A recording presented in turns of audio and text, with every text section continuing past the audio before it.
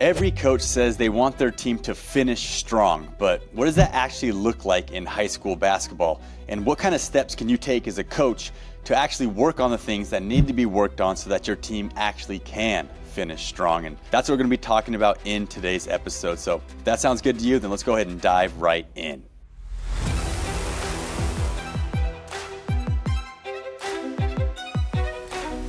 All right, welcome back everybody to the Pass First podcast. My name is Augie Johnston. I'm here with my co-host Alex Engel.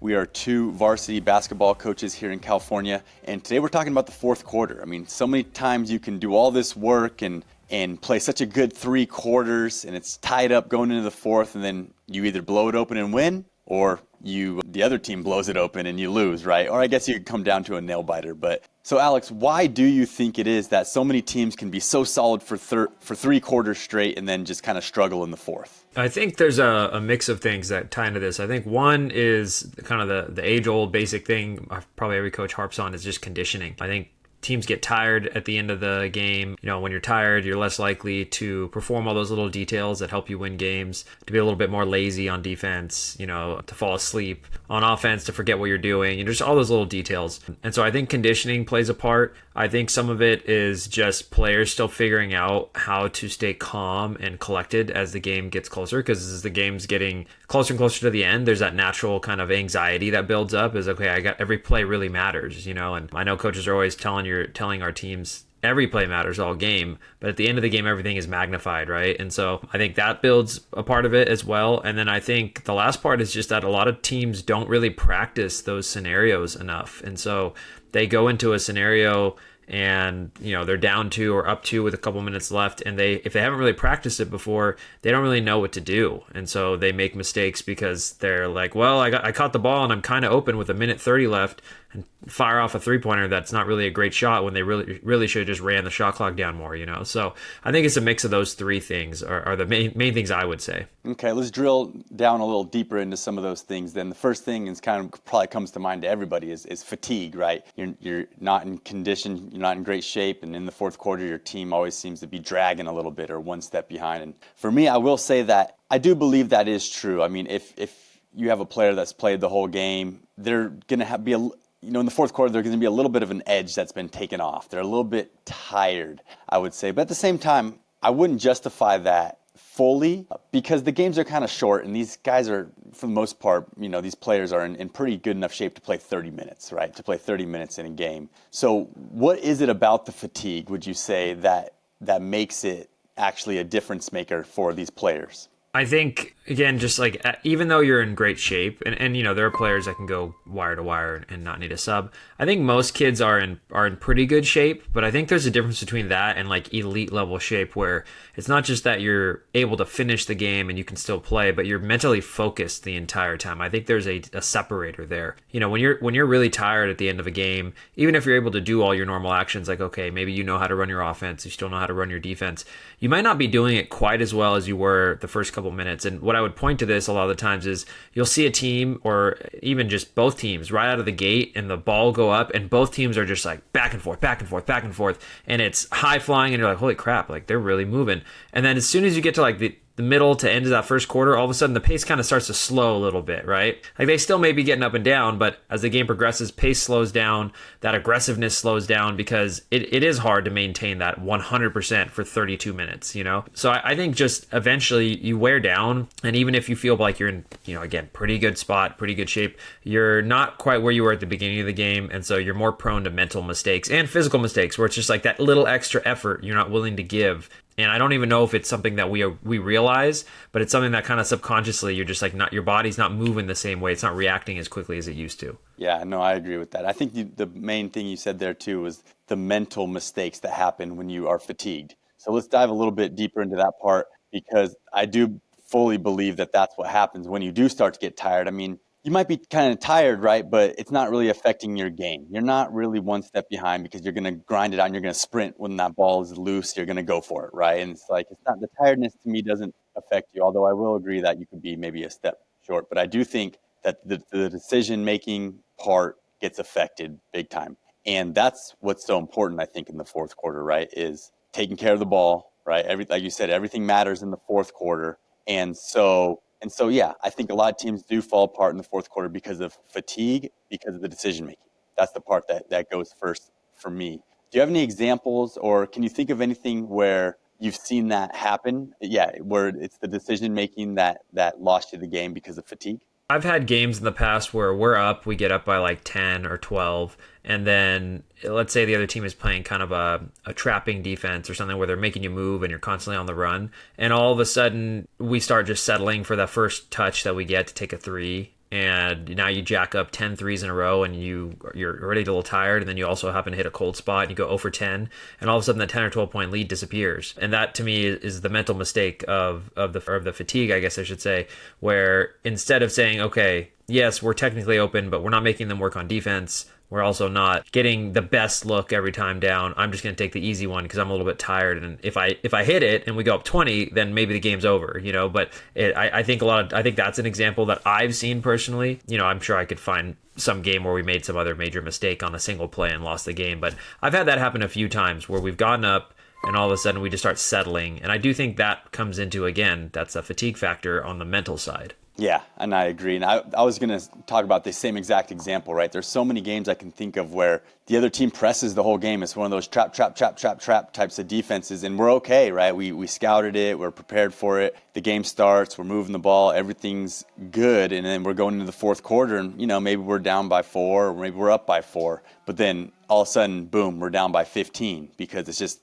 3 turnovers in a row that equal layups for them, and I do think that part of that is the fatigue and the decision making, but also too, and this can kind of be the segue now to where we kind of get out of the fatigue talk and talk a little bit more about strategy in the fourth quarter, where, you know, that's part of the strategy, right? Like they know they can wear you down, and by the fourth quarter, at some point, or maybe it happens earlier in the game, you break, right? And when you break, you basically play 3 minutes where you don't score, and there's a couple turnovers, and that's where you lose the game, right? We've all seen that happen so many times. So I guess the question is, like, as far as strategy goes in the fourth quarter, like, what are some ways that we can get an edge strategy-wise? Like, yes, that's happened to me. We're in the fourth, we've finally started turning it over, or if the press, like you said, makes you all of a sudden take some bad shots, right? The game starts, everyone's kind of calm, we're hunting, we're kind of picking and choosing what we want, but then as the game goes on, some guy gets hot, he's pulling all these kinds of crazy shots, you know, all kinds of stuff happens. Some guy doesn't get enough touches, and now he's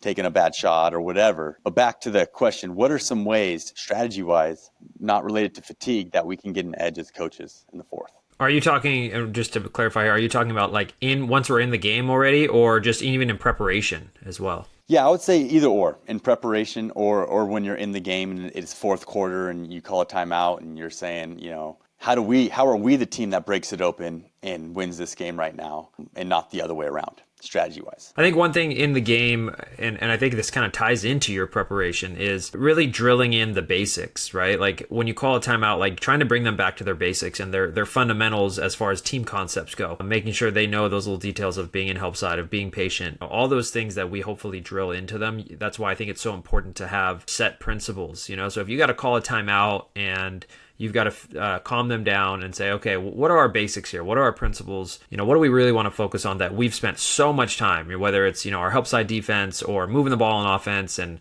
hunting for those. I know you use that 10, 9, 8, 7 system, like hunting for our 10s or our 9s, our best shots if possible. I think doing that will help you avoid continuing to slip, because when you're fatigued, a lot of the times, we just talked about this, you go away from those basics. You start getting a little bit lazier mentally on those little things. And so if you can bring people back to that, I think that's important. And so I think it's great to drill that in. And then I think another way to get ready and prepare for these situations ahead of time is to do it in practice. Like, put yourself in the situation, put both teams out there 5-on-5, put the score up 55-52, and a minute and a half left. One team's got the ball, and then they got to play, and they have to figure out, okay, what does each team need? One team obviously needs to slow it down, run clock. The other team needs to get a great look fairly quickly, and just continually drilling that. And then that way, when it comes up in a game, they're like, oh, we've done this before. You know, this isn't new to us. So I think you can do that in two ways, both prepping and then using that preparation in the game by, again, timeout or just going back to your basic principles. Yeah, that's a good one. I think, yeah, seeing it in practice, because I feel like they'll learn how to win those 4-minute stretches in practice. If you can just put them in that situation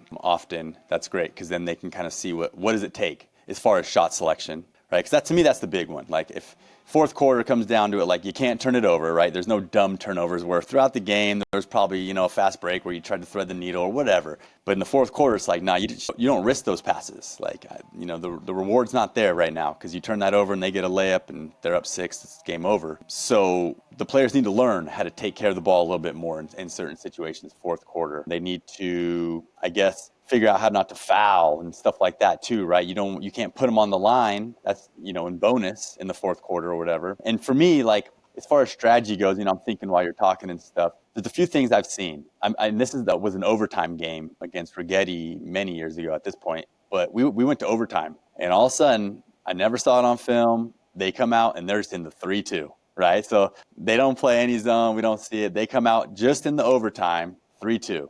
And we struggled for like a minute or two to even score. And by the time we kind of got it figured out and we scored like a couple in a row at the end, like, no, they'd already gotten like 5 stops in a row. And it was just like, wow, that was kind of my first like welcome to coaching moment where I was like, man, that guy really just won the game. The coach. Like that, I mean, it was the players doing it right, but that was the coach in strategy that really won him the game there. That was pretty cool. And then another one I would say would be like on the other end, on the offensive end, like as a coach, like where are your go-to plays, right? Like when it's time in the fourth quarter and you got an out of bounds play, like where's your kind of play that you can call where it's going to get you a layup, or where's your little backdoor set that can get you a layup, right? And I kind of go into those, I think is a good way strategy wise. Like I know for us too, like we have a call in our offense where it's like, nope, ball's going in the post. Like we call it something, and when we call it, like our players know, like it's time to put the ball in the post. And so like we'll use that sometimes when we're like getting 2-3 happy or whatever. But yeah, those are just a couple little food for thoughts that kind of popped into my head as far as like fourth quarter strategies, going in there and kind of changing something up, giving the other team a different look. Could be good. Any other thoughts there? Yeah, well, I was gonna say first, you sure you don't want to share your call with everybody on the the internet on YouTube? I No, just don't do know it. who's watching this, man. Yeah, no, I get it, man. I wouldn't share it either. It was just funny. You were about to do it, then you're like, you know what? We call it something. But yeah, I think what you talked about with just having like something different as far as at the end of the game, like a special play, a special inbounds play, a special set, something like that to give you the edge when you need it. I think that can be very valuable. And I sometimes find that to be difficult for me because we'll have a handful of sets that we use on offense and inbounds and all this stuff, and sometimes I'm like, man, I feel like I've gone through every set already because I'm trying to mix it up as we're playing the game, and then I get to the end of the game, I'm like, dude, I've called everything. And so maybe, and there have been some years where I have something like extremely unique that I never use except for in a very rare situation, and maybe that's the best way to go about it. But yeah, I think that's another good way to do it. And I think just going back to kind of our conversation about having kids understand how the end of the game situations go, most kids growing up really do not have much of a concept of that. Even honestly, I would say getting into high school, a lot of them don't really get a lot of coaching in that. This weekend, we were playing at a tournament down at Sports Academy, and we had our 7th and 8th group, and they're up by, I think, like 10 or something like that with like 4 minutes to go. And I wasn't coaching this group, but our other coach that was, she's like, yeah, I called timeout. I said, we just got to take good shots. I think it was actually less than that. I think it was like 2 minutes to go. We just got to take good shots, take care of the ball. And she's like, they come down, jack up a shot, get the rebound, kick it out. We jack up a shot again, miss it, get the rebound, kick it out, jack up. And she's going crazy on the side, like stop shooting, but they had just called a timeout and literally told them it, and they still in the game. It was like, oh, first time I'm halfway open, I'm going to fire it up, Now, they're 7th and 8th graders, so obviously we understand they're trying to learn, but it's sometimes a hard concept for kids to get unless they're getting it drilled into them for a long time. And, hopefully by the time they're in high school, they have those concepts. But if not, like as coaches, we definitely have to hammer that because, like you said, that fourth quarter, that's when you win and lose games most of the time, right? And I think as a coach too, like fourth quarter, that's when you want the ball in your best player's hands in space, So that's another good reason to have some sets, maybe to put the ball where it needs to go. But also, like if you run motion, it's just like your players got to understand at that point that like you're our 5th best shooter on the floor. Don't shoot a 3. Like, no, if you might be wide open in this possession, you probably shouldn't shoot it. And it's funny I say that because I can think of exact situations where maybe our 5th best 3-point shooter got the ball in big games, wide open, and shot it and made it. And I can think of 2 instances. One was our 6'8" man, Cade Van Allen against Paso, like my very first year in a big game, just pulled a 3. I was like, what? Hit it. And then Damon Mitchell, I think maybe it was last year, the year before against Slow, it was a big game, same thing. These are like game-winning shots with like maybe a minute left, tie game.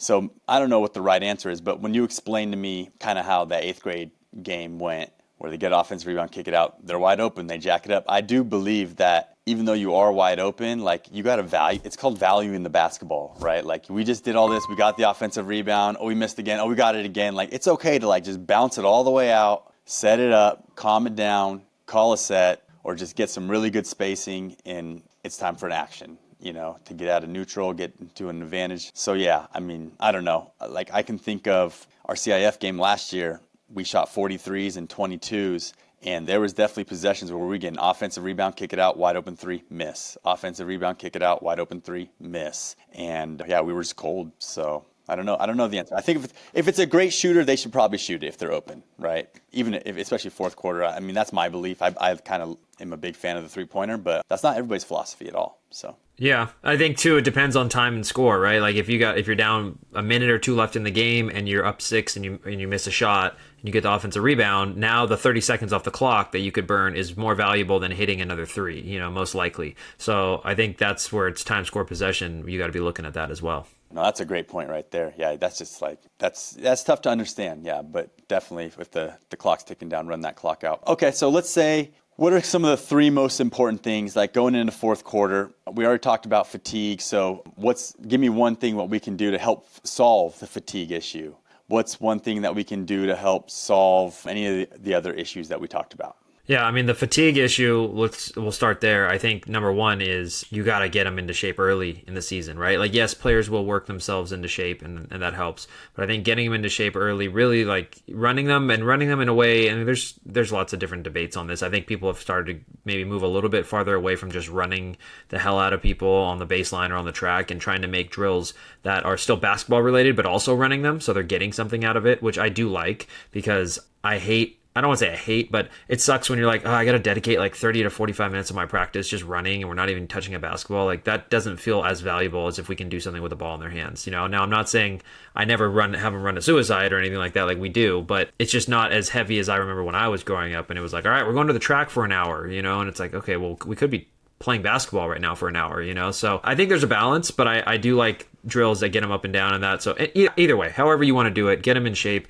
And then I think the second part is honestly the flip side of that is make sure that they're getting enough recovery time too. Like making sure they're getting enough rest time. Not the seasons are long, even in high school. I mean, they start now in mid-November is the first game, and your last game could be beginning of March. That's a fairly long season. And so you're running them and you're doing all these practices in these games, and if they don't ever get any rest, like by the end of the season they are tired, and you have to balance that with the weight room as well if you're having them lift during the season, and we've kind of gone to a model where we lift all the season, but by the time we get to playoffs, because usually the playoffs are 2 to 3 weeks long. Again, if you go to state, you might get a month, but the last 2 to 3 weeks I stopped lifting. The last couple of years I've stopped lifting because I said, you know what, at this point you've gained all the muscle that you have, and if we do any type of lift, it would be body weight. But I don't like going heavy anymore because to me, they're not going to lose all that muscle in 2 weeks, and what they might do is be really tired for their playoff game if they overlift, and they're still high school kids. I know college and pros, they'll continue lifting, but you know what? College and pros don't have to go to class all day, and they're not 17, and they're not like growing, literally still growing in, the same way. So I think it's just a little different, but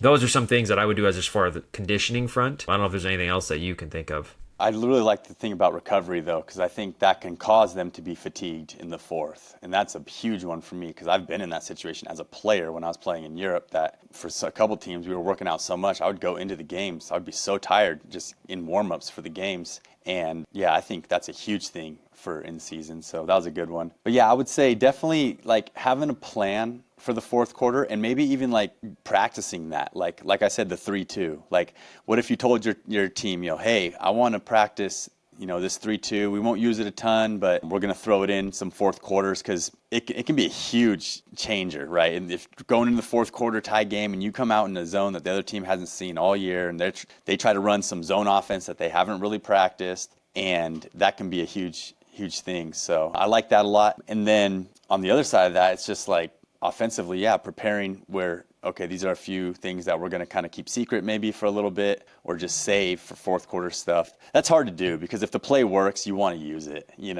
and, you're saving a play that your players can't even really execute, just maybe you should just run a play that you guys are good at, that has counters, and when they switch it, you can slip it, and you guys know how to do that kind of stuff. So, but I will say that I hope to kind of use this episode to think deeper about this too, even because it's an interesting topic that I don't think most coaches have a fourth quarter plan, right? That they can go out and execute. It's just kind of like fourth quarter's here. We're just kind of playing our game. We've been playing zone this game, so we're playing zone. We've been playing man this game, playing man. We're going to start switching every ball screen as soon as we start the fourth, or switch every screen in general, and have this a whole different look that you give the other team. And I really like the concept and the idea of that. I've never really seen someone try that. Have you?